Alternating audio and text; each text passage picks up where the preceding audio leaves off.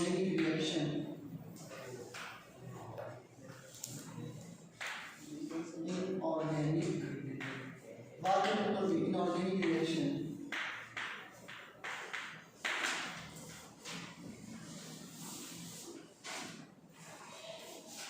Inorganic reaction, ठीक है। तो इसमें भी ए पार्ट है,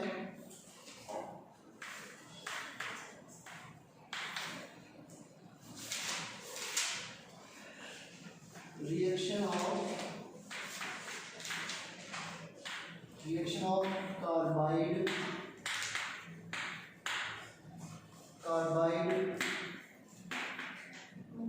nitride, phosphide, ETC with water।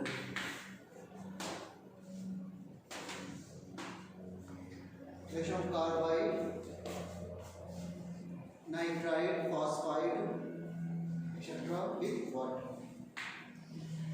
ये वो रिएक्शन है जिन्हें हमें याद करने की जरूरत नहीं पड़ेगी, ठीक है, इनऑर्गेनिक केमिस्ट्री में। देखो मुझे समझना पहले कार्बाइड क्या होता है, नाइट्राइड और फॉस्फाइड। इन जनरल आइड जब भी लगता है तो ऑक्सीजन नहीं होता है, तो इन जनरल जो और कभी भी चेंज हो जाता है इसमें बोल रहा हूँ, इन जनरल कार्बाइड जो होता है वो C4 माइनस क्यों है कार्बाइड? कार्बन के आउटरमोस्ट में कितने इलेक्ट्रॉन होते हैं? 4 नेगेटिव यानी 4 इलेक्ट्रॉन आगे ऑक्सीजन। और नाइट्राइड क्या होता है? N3 negative. और फॉस्फाइड क्या होगा? है ना। ऑक्साइड क्या होता है? O2 negative. ये होते हैं general formula of carbide, nitride and phosphide. अब जैसे मान लो मैंने एक क्वेश्चन दिया,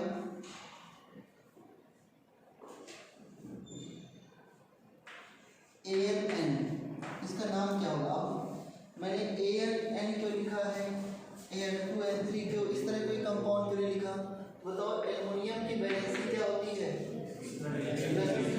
और नाइट्राइड क्या होता है? इनके बीच में क्या बने कंपाउंड? Al। अगर इसकी रिलेशन कराओगे आप वाटर से तो क्या मिलेगा आपको?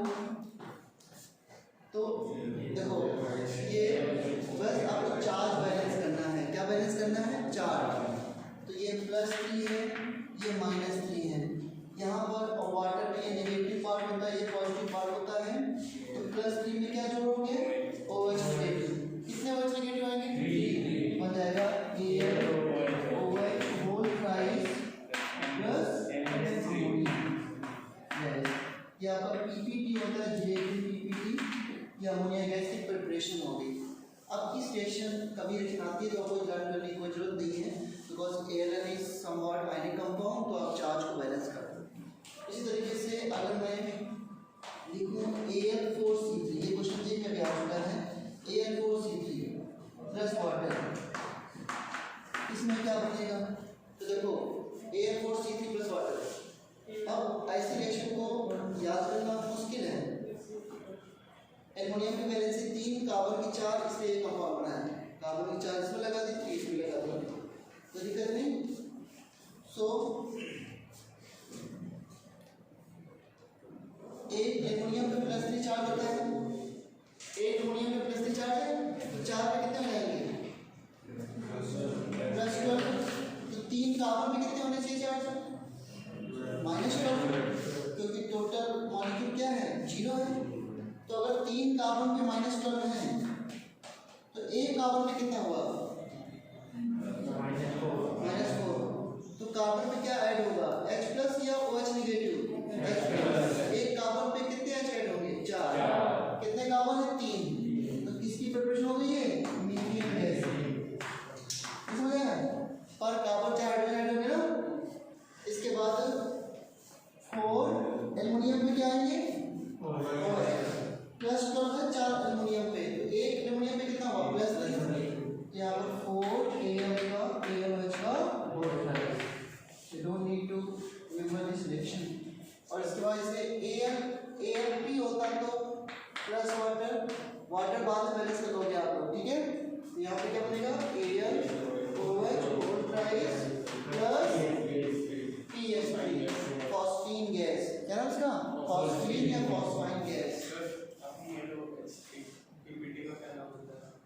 जिलेटिन पीपीटी होता है, gelatin.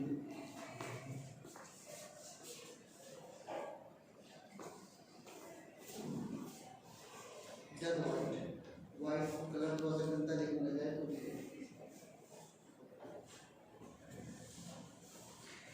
now complete this reaction CA3H2 plus water, CaC2 plus water, CA3P2 plus water,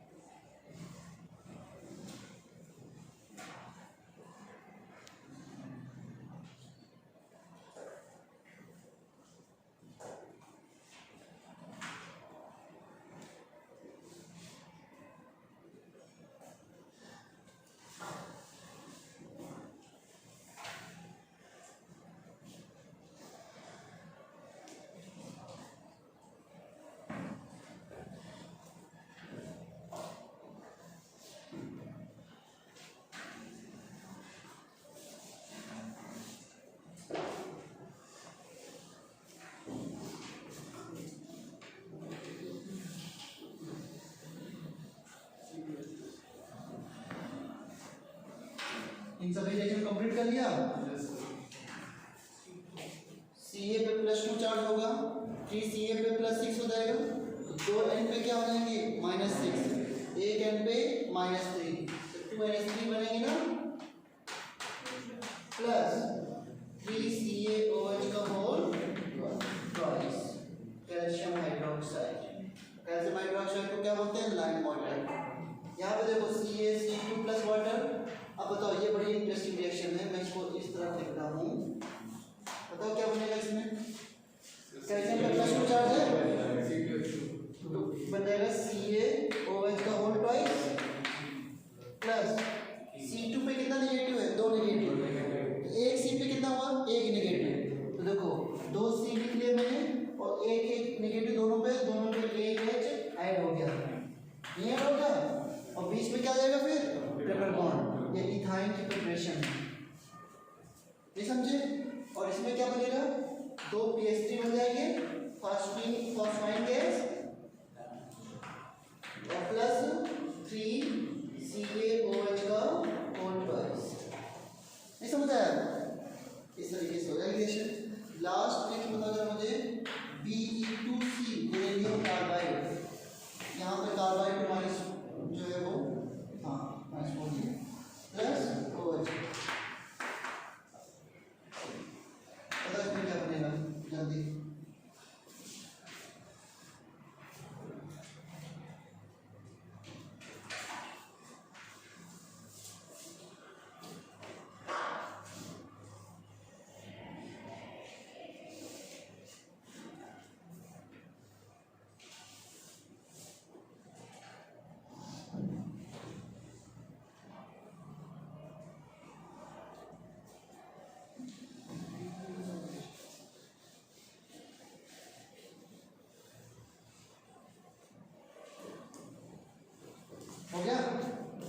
Be पे क्या चार्ज होता है +2, एल्कलाइन अर्थ मेटल है तो 2 Be पे क्या हो जाएगी +4, एक C पर -4, कौन सी गैस बन जाएगी CH4 गैस प्लस BeOH का होल ट्वाइस। एक क्वेश्चन था CH2 में, कई बार क्वेश्चन आ चुका है, how many sigma and pi bonds are present,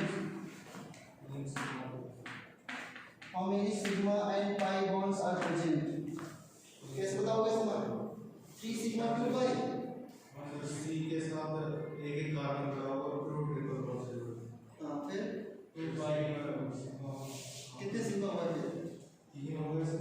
3 कैसे हो 3 तो तब अरे 3 तो तब होंगे ना जब C2H2 प्रोडक्ट बनेगा, मैं तो कंपाउंड इसमें पूछ रहा हूं, इसमें कहां सिग्मा बॉन्ड है, ये तो आयनिक कंपाउंड है, ये कैसे टूटेगा Ca2 प्लस और C22 नेगेटिव, इसे टूटेगा और C22 नेगेटिव से बनाओगे C triple bond C negative और नेगेटिव, तो एक सिग्मा 2 पाई में ना, मैंने इसमें पूछा है क्या सिग्मा पाई कितने होंगे C2H2 में, C2H2 जब पूछता तब 3 सिग्मा 2 पाई होते हैं ना, मैं तो इसका आयनिक कंपाउंड में पूछ रहा हूँ ना कि इसके प्रोडक्ट में पूछ रहा हूँ वाटर के साथ, ये इस तरह बनेगा C ट्रिपल बॉन्ड C और H, इसमें होंगे 3 सिग्मा और 2 पाई, मैं तो पूछ रहा हूँ C में C2 कितने होंगे, कैल्शियम और कार्बन के बीच में एक भी सिग्मा बॉन्ड नहीं होगा बिकॉज ये तो आयनिक बॉन्ड है।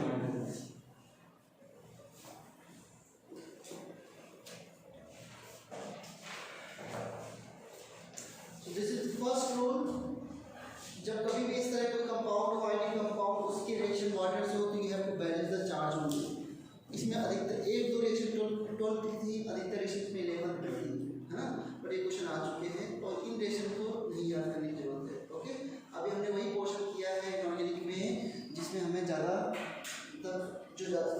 आता है और जिसमें लीस्ट आपको याद करने की जरूरत है, ठीक है। चलो अब अधिकतर चीज़ें आएंगी याद करने वाली, रूल 2 में आते हैं, तो रूल 2 का बी पार्ट में आते हैं।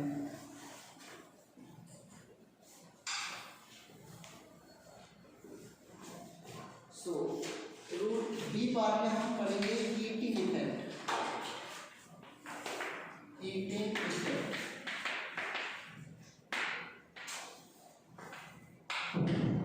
Heating effect.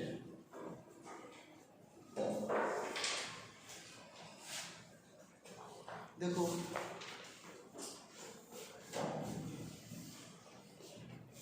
जब भी कोई सॉल्ट ऐसा है जिसमें NHO हो, NHO सॉल्ट, मतलब सॉल्ट में क्या हो नाइट्रोजन, हाइड्रोजन और ऑक्सीजन, इसका मतलब तो क्या है NO2 है ना, तो ऐसे सॉल्ट को जब भी हीट करते हैं तो इसमें क्या है मैक्सिमम वाटर निकलते हैं, क्या निकलते हैं मैक्सिमम वाटर, तो इसमें क्या है रिमूव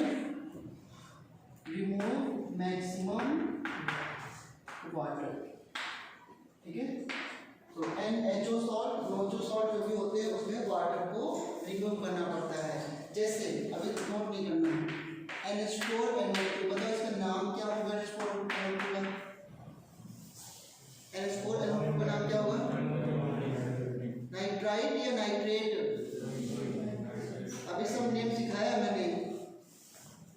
इक वाले सॉल्ट क्या होते हैं हमेशा 8 से होते हैं और अस वाले हमेशा आयन से, और बिना ऑक्सीजन वाले आयन, तो HNO3 क्या होता था नाइट्रिक और HNO2 क्या होता था नाइट्रस, तो जब भी NO2 आता है तो किसका ऐड होगा आयन से, ये अमोनियम नाइट्राइड,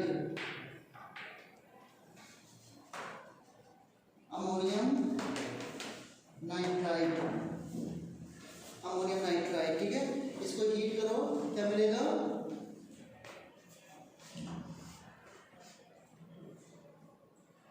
क्या मिलेगा मैक्सिमम वाटर निकालो इससे, 4 हाइड्रोजन से 2 वाटर निकल सकते हैं तो 2H2O निकल गया, 2H2O, ठीक है। और क्या मिला बचा क्या कंपाउंड में N2 गैस, ये N2 गैस बनाने का लैब मेथड भी है, लैब मेथड N2 गैस बनाने का, अभी नोट नहीं करना रुको, बताओ जरा किस कंपाउंड का नेम क्या है?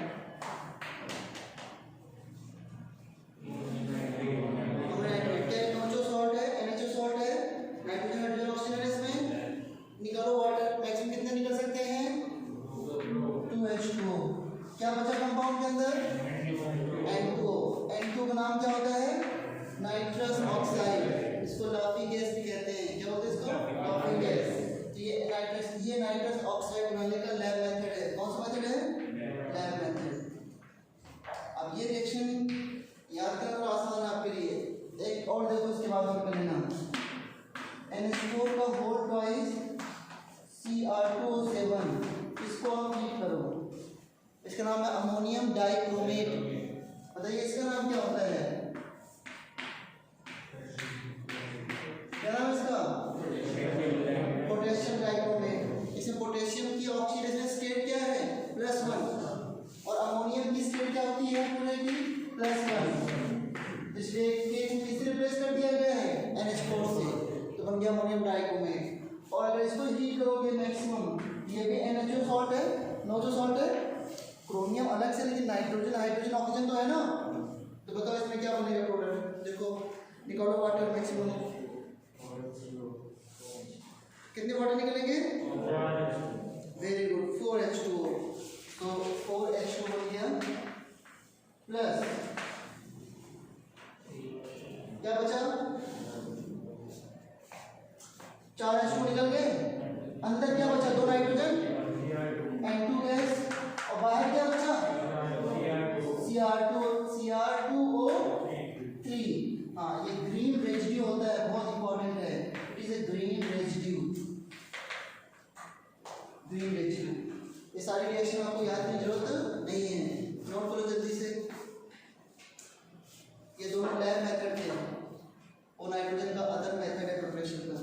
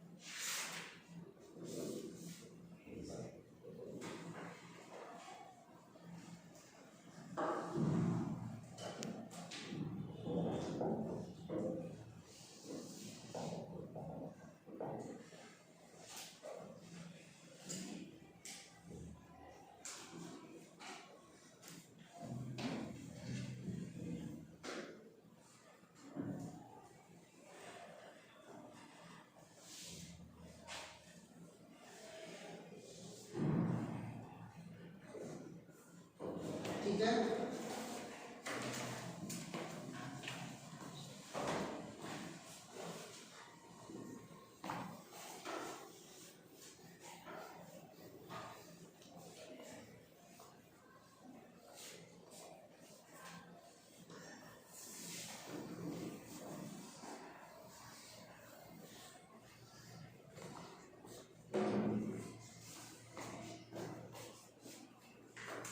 क्वेश्चन बन दे रहा हूं आपको।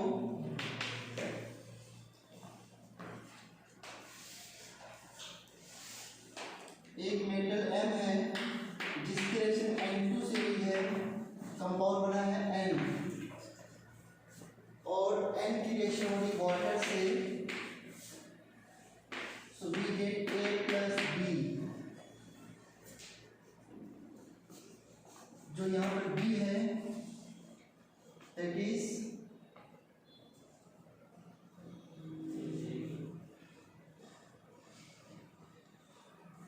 Lime water,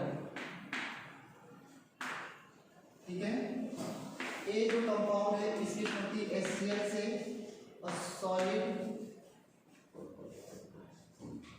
C is form, C की रिएक्शन होती है NaNO2 से, तो कंपाउंड बनता है D प्लस E, और D को जब हीट करते हैं स्ट्रांगली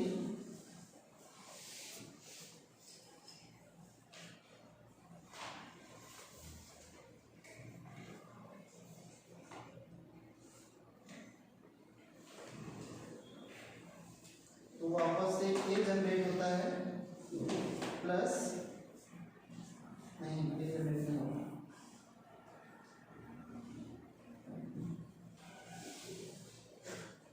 H2O प्लस गैस, ये बनता है आइडेंटिफाई।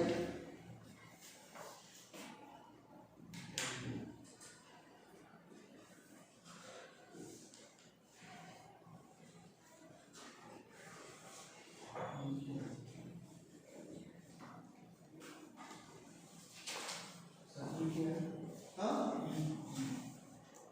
कोई कंपाउंड है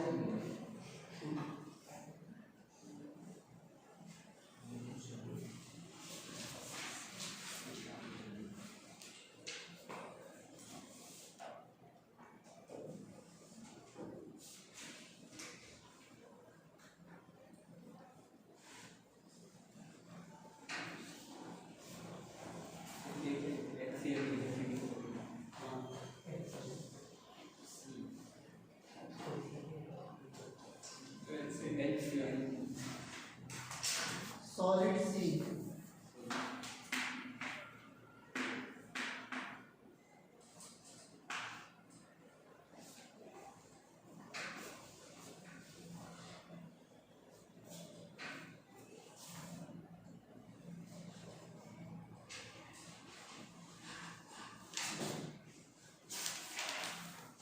बताइए M क्या है,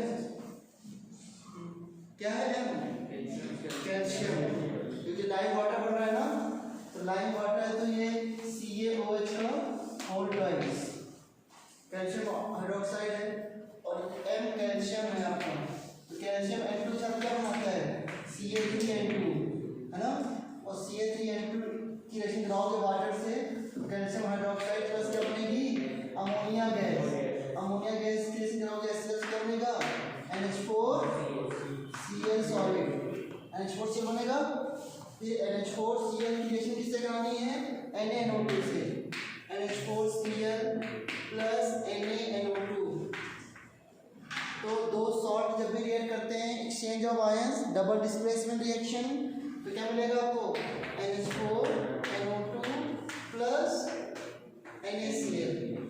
इसके बाद इसको हीट करना था, ये D प्लस E हो गया, D प्लस E हमारा NaCl है, और इसको हीट किया है तो क्या मिला है वाटर, कितने वाटर निकलेंगे इसको हीट करने के बाद, हाँ 2H2O, तो यहाँ पे 2H2O और प्लस कौन सी गैस मिलेगी N2 गैस, ये हो गया प्रोडक्ट।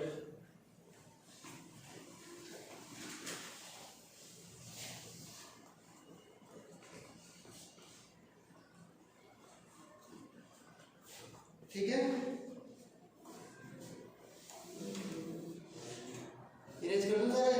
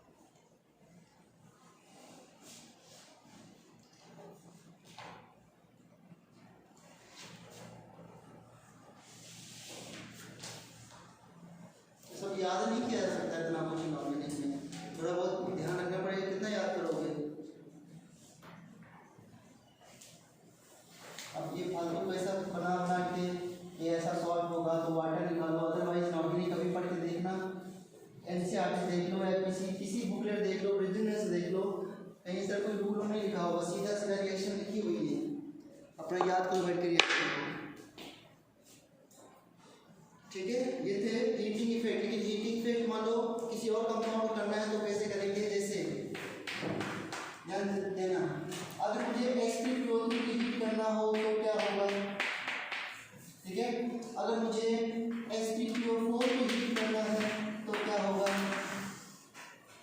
इस तरह क्वेश्चन अगर है, they are not NaCl salt, nitrogen hydrogen oxygen में सॉल्ट नहीं है, तो कैसे हीट करेंगे। तो देखो पहले बताओ, इस ये तो एसिड है ना, हीटिंग ऑफ ऑक्सो एसिड, हम एक तरह के कह सकते हैं कि हम हीटिंग ऑफ ऑक्सो एसिड कर रहे हैं, ऑक्सो एसिड, ठीक है।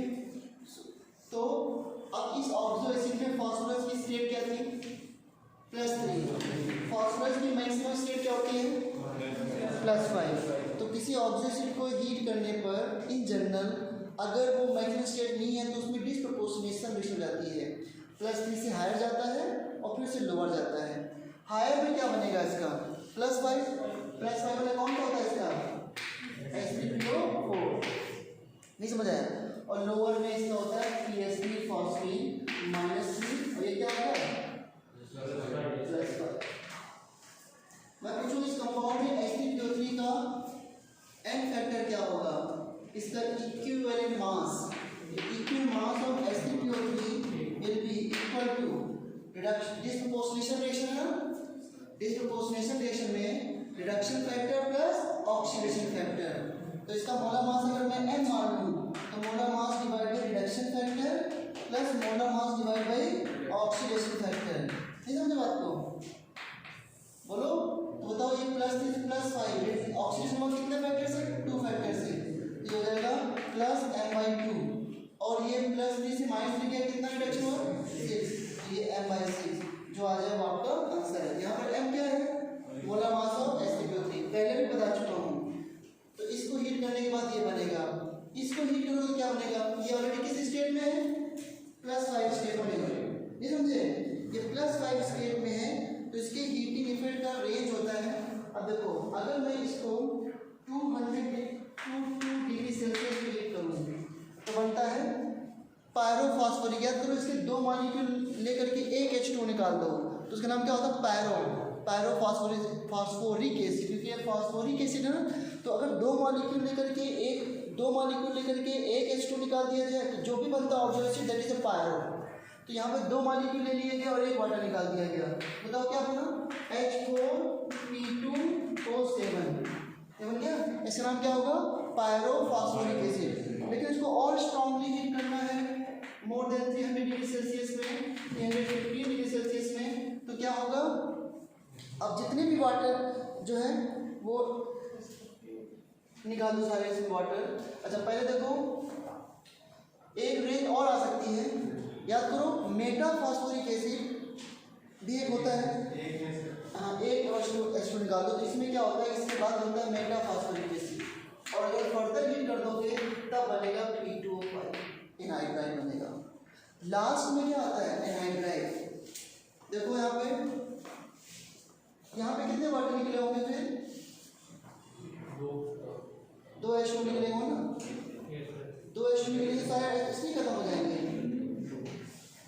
2 H2 निकले तो सारे H नहीं खत्म हो जाएंगे, फिर क्या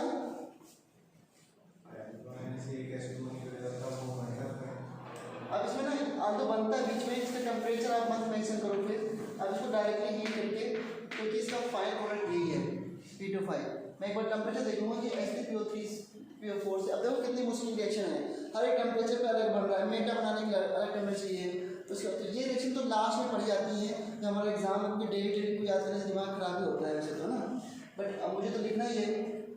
इसका बिल्कुल सिंपल था, इसमें क्या करा दी मैंने, डिस्प्रोपोर्शनेशन रिएक्शन, क्योंकि लोअर स्टेट में था। अब मान लो ऐसे क्वेश्चन आ जाते हैं कि H2SO3 को H2O4 को हीट करो क्या बनेगा, इसमें कोई दिक्कत नहीं है, क्या बन जाएगा इसमें H2O प्लस SO3, इसमें कोई दिक्कत नहीं आएगी। H2SO3 को हीट करो तो क्या बनेगा H2O प्लस SO2 है ना, ये तो सिंपल एनहाइड्राइड बन जाएंगे, बट इसमें थोड़ी सी आपको प्रॉब्लम आ सकती है। इसको रेज कर दूँ मैं, जल्दी कितना अगर लिखना चाहते हैं P2O5 प्लस 2H2O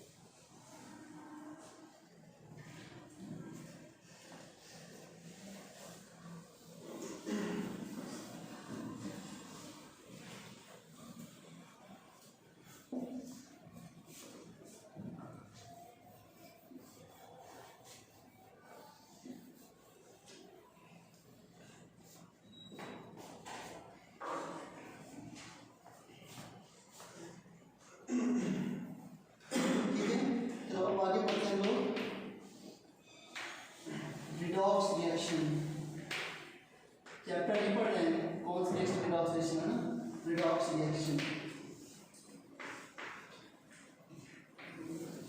ये बड़ी इंपॉर्टेंट रिएक्शन है। रूट सी मतलब सी का सी पार्ट रिडॉक्स रिएक्शन करते हैं। जितने भी रिएक्शन रिडॉक्स रिएक्शन में आ जाए,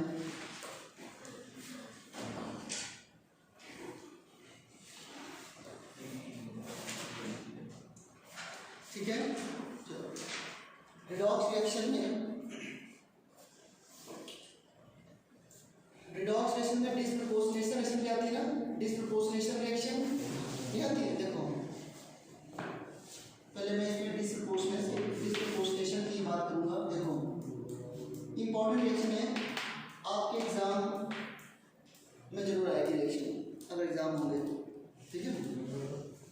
जैसे Cl2 की रिएक्शन वाटर से करानी है, बहुत समझना ध्यान से। Br2 की रिएक्शन वाटर से करानी है और P4 की रिएक्शन वाटर से करानी है। एक्वस मीडियम में कोई मॉलिक्यूल जब रिएक्ट करता है और उसकी स्टेट ना तो हाईएस्ट हो ना ही लोवेस्ट हो, तो जनरली कौन सी रिएक्शन होती है? Disproportionation reaction. Cl2 में Cl की स्टेट क्या बताइए? 0। P4 में P की क्या है? 0। और ये एक्वस से रिएक्ट कर रहे हैं तो इनका क्या हो जाएगा? डिस्प्रपोर्शनेशन। अब देखो Cl की स्टेट की रेंज कहाँ से कहाँ तक है? -1 से +7 है ना। तो अगर इसको वाटर में ले जाते हैं तो इसकी रेंज जो है, अगर 0 पे है तो मिनिमम क्या होगी इसकी? -1। तो -1 का क्या बनेगा इसका कंपाउंड? HCl में HCl -1 है ना। देखो वाटर से रिएक्शन होती है। अब मैं ये जो रिएक्शन होती है ये एसिडिक या बेसिक मीडियम होती है। डाइल्यूट एलिमेंट्स ले लो या कॉन्सेंट्रेट एलिमेंट्स ले लो या कोई भी बेस ले लो, वाटर से भी हो सकती है रिएक्शन। वाटर से एक्सटेंड मेंशन नहीं है, वाटर से भी हो सकती है, इसको अलग से लिखूंगा। यहाँ पे देख कर लिख रहा हूँ डाइल्यूट एलिमेंट मतलब मैक्सिमम क्या है इसमें? वाटर ही है। मैक्सिमम क्या है? वाटर। तो देखो ये 0 से कहाँ जाएगा? -1 में। -1 कंपाउंड क्या होगा? NaCl। Very good, NaCl। कोई दिक्कत नहीं। या फिर मैं इधर से समझा देता हूँ आपको। देखो बहुत अच्छे समझना, इसको अगर एक्वस में लेके जाते हो तो ये बनेगा Cl- और इसके बाद जब एक लोअर में -1 आ गया, हायर में क्या आ सकता है? +1 +3 +5 +7 तक। लेकिन +7 वाले परऑक्सो वाले थे, याद है ना, पर क्लोरिक एसिड था ना +7 वाला, उसको जनरली नहीं बनता है, वो इक वाले तक जाता है। इक वाला कौन सा था? H03 chloric acid. इसके एनहाइड्राइड एसिड करो। इतना दिमाग अगर आपको लगा लोगे तो रिएक्शन याद थोड़ा बहुत बचोगे नहीं। ये सब है बहुत कॉम्प्लिकेटेड रिएक्शन, उसे याद कुछ नहीं हो जाता है, 1 मिनट में याद हो जाएगा, फिर एक उसके कम मिनट में वो भूल भी जाएगा, ठीक है ना, कम सेकेंड में कह सकते हो। ये पर क्लोरिक एसिड यही तो है इसके एनहाइड्राइड ऑक्सो एसिड, सॉरी ये इसके ऑक्सो एसिड है। तो जब वाटर से कराओगे क्लोरीन का तो पॉजिटिव स्टेट जब उसकी आएगी तो ऑक्सो एसिड भी कोई बनेगा ना, तभी तो आएगी पॉजिटिव स्टेट। और किसी पॉजिटिव स्टेट आएगी इसकी पॉजिटिव। तो देखो जब डाइल्यूट है, केवल पानी है, तो ज़्यादा हाई स्टेट में नहीं जाता है, इसलिए पहला वाला बनता है एनहाइड्राइड। यहाँ पे Cl की क्या स्टेट है? +1, तो बनता है +ClO-। कोई दिक्कत नहीं। लेकिन अगर इसी Cl2 को हॉट कॉन्सेंट्रेट मतलब रिएक्शन थोड़ा हीट कर दो, हॉट में रिएक्शन कराओ, तब क्या होता है? लोअर में तो माइनस नहीं जाता है, लेकिन हायर में इक वाला +3 तो यहाँ पर CO3-। अब देखो कितनी इंपॉर्टेंट रिएक्शन यहाँ पे है। अगर डाइल्यूट एलिमेंट है यानी कि कोल्ड है, हॉट नहीं किया हमने, यहाँ पे जाएगा NaCl+ NaClO और प्लस क्या बन जाएगा? वाटर, जो भी बैलेंस हो जाएगा अपने आप से, कोई दिक्कत नहीं। बोलो देखो इसका नाम क्या होगा? हाइपोक्लोरस एसिड था, बताओ इसका नाम क्या होगा? सोडियम हाइपोक्लोराइड, सोडियम क्लोराइड, कोई दिक्कत नहीं। अब यही रिएक्शन अगर आप Cl2 के साथ कराएं कॉन्सेंट्रेट एनएच के साथ, कॉन्सेंट्रेट एनएच मतलब हीट, यहाँ पर हॉट कॉन्सेंट्रेट एनएच लिखा होता है, तो यहाँ पर क्या होगा? लोअर में कहाँ जाएगा? -1, तो लोअर में बनेगा NaCl+, हायर में कहाँ जाना है, इक्वालिटी। कौन सा एक, NaCO3, NaCO3। अदरवाइज मैं बता दूँ आपको कभी याद नहीं होगी रिएक्शन ये, अगर इसे ध्यान दोगे थोड़ा सा, ठीक है ना। अब इस तरह की रिएक्शन कितनी होगी, टोटल 6 रिएक्शन होगी। क्यों, मैं Br के साथ करा सकता हूँ और मैं I के साथ करा सकता हूँ। फ्लोरीन के साथ ऐसी कोई रिएक्शन नहीं होगी। क्यों, तो हाईएस्ट नेगेटिव एलिमेंट है, उसकी रिएक्शन सारी रिवर्स होती है। अगर फ्लोरीन कहीं माइनस में आ गया तो फ्लोरीन की तो हाईएस्ट हाइड्रेशन एंथैल्पी होती है, वो तो बहुत सारी एनर्जी प्रोड्यूस कर देगा, विग्रेस हो जाएगी और इस तरह कुछ भी प्रोड्यूस नहीं करेगी, ठीक है ना। तो अब देखो, अगर मुझे यही रिएक्शन लिखनी हो Br2 के साथ, Br2 प्लस, ध्यान देना, Br2 plus concentrate NaOH, concentrate NaOH या हॉट कॉन्सेंट्रेट NaOH, बताओ क्या बनेगा प्रोडक्ट, NaBr प्लस NaBrO3 और प्लस क्या बनेगा, वाटर। अब बैलेंसिंग अलग बात है, बैलेंस आपको होना पड़ेगा और इनऑर्डिनरी में बैलेंस भी लिखना पड़ता है, कोई दिक्कत नहीं, बोलो।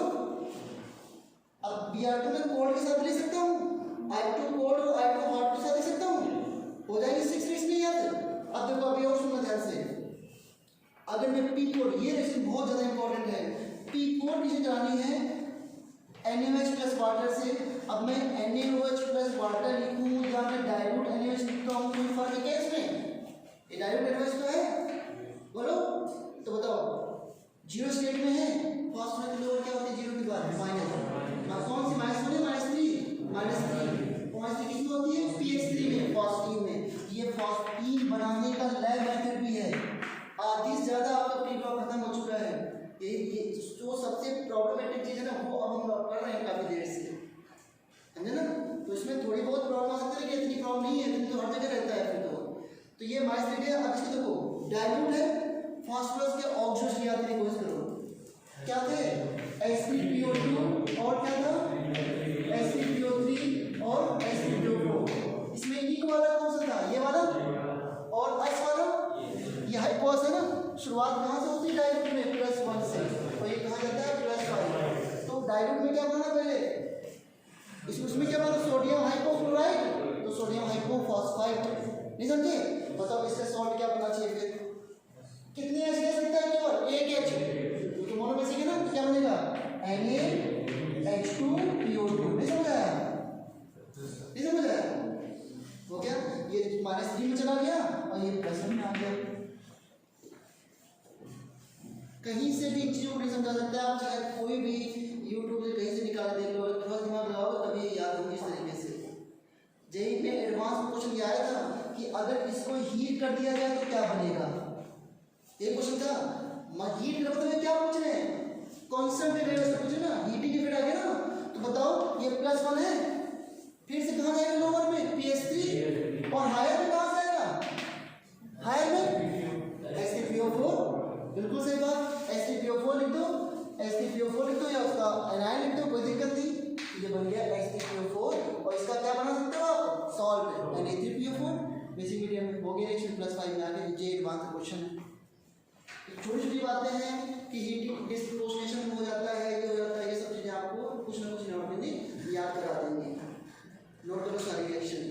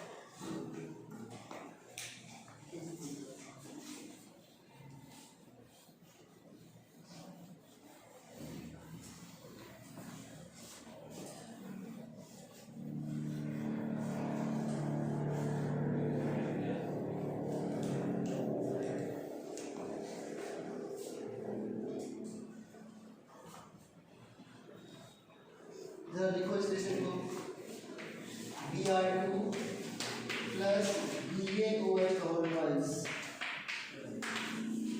barium hydroxide hot और Cl2 plus calcium hydroxide hot concentrate.